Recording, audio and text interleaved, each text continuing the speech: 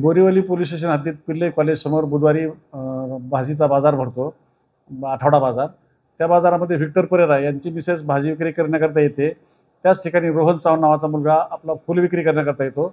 जागेवर बसण्याच्या वादातून त्या दोघांमध्ये वाद झाला, भांडण झालं.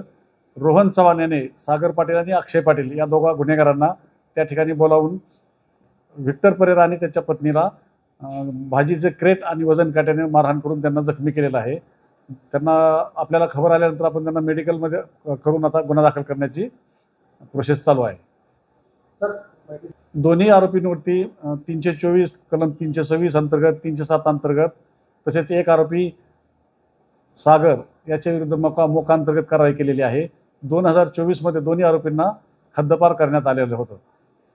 या दोघांनी भाजी मार्केट बसवण्याच्या ज्या जागा असतात त्या जागेच्या वादातून स्वतःचं वर्चस्व निर्माण करण्याचा प्रयत्न केलेला आहे. त्याच्यामुळे आम्ही त्यांना जास्तीत जास्त कायदेशीर कडक कारवाई करून त्याचा बिमोड करण्याचा प्रयत्न करणार आहोत. रोहन चव्हाण याला अटक केली आहे. बाकी आरोपींच्या शोधात आमच्या टीम रवाना झालेल्या आहेत. आरोपी ज्यावेळेस मारामारी घटनास्थळी करत होते त्यामुळं त्या ठिकाणी असणारे जे भाजी मार्केटमधले जे भाजी विक्रेते होते ते यांच्या दहशतीमुळे घाबरून त्या ठिकाणाहून पळून गेले होते. सदर भाजी विक्रेत्याच्या अनुषंगाने आम्ही आता मुंबई महानगरपालिका यांचा आमच्याकडचा जो वार्ड आहे त्यांना आम्ही पत्र देणार आहोत आणि कायदेशीर बाबी तपासून पुढील कारवाई करतील.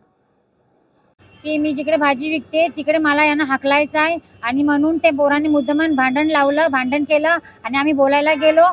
त्यांनी त्या पोरांनी शिवा पाटीलच्या पोरांना बोलवून त्या दोन पोरे त्यांना बोलून आम्हाला मारपीट करा, माझ्या नवऱ्याला मारपीट करायला लावलं आणि माझ्या नवऱ्याला मारलं, डिजिटल काट्या डोक्यात मारला, त्याच्या कानातून रक्त आलं खूप आणि त्याला खेचत रस्त्यावरून घेचलं, त्याच्या गुडघ्यांना खूप मार लागला, रक्त निघाले आणि त्या डोक्यात डिजिटल काट्याचा मारला. तो डोकं दुखते त्याचा, खूप त्याला त्रास होता, तर खूप बॉडी पेन होते त्याची. त्यांचा हे हेतू आहे की आम्हाला तिकडून हटवायचा आणि भय लोकांना बसवायचा, हे हेतू आहे त्यांचा.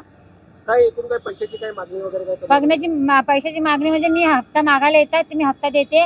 250 रुपयाने दर संडेला 50 रुपये हप्ता देते मी तिकडे बसायचे. कोणाला देतात तुम्ही? ते येतो एक माणूस येतो कलेक्ट करा. आता ते कोणाला नक्की देतात ते मला माहिती नाही, कारण मी तेवढं त्याचं नाव तरी माहित असेल. त्याचं नाव आहे माझ्या बाजूला तिकडचा भैया एक आहे, भाजी फ्रूटवाला भैया आहे तिकडचा एक. नाव काय त्याचं नाव नाही माहिती ऍक्च्युली. तेवढं मी त्या भैया लोकांची एवढं क्लोज नाही आहे, कारण मी गावात राहते. आम्ही तेवढं त्याचे व्यक्तीला कसं काय पैसे देऊ शकतो? तो सर्वांकडून घेतो जेवढे तिकडे भाजी विक्रेते आहेत. नाही विचारत ते धमकी ते सांगतात का तुला बसायला देतात, ते मोठी मेहरबानी आहे असं घाबरवतात ते.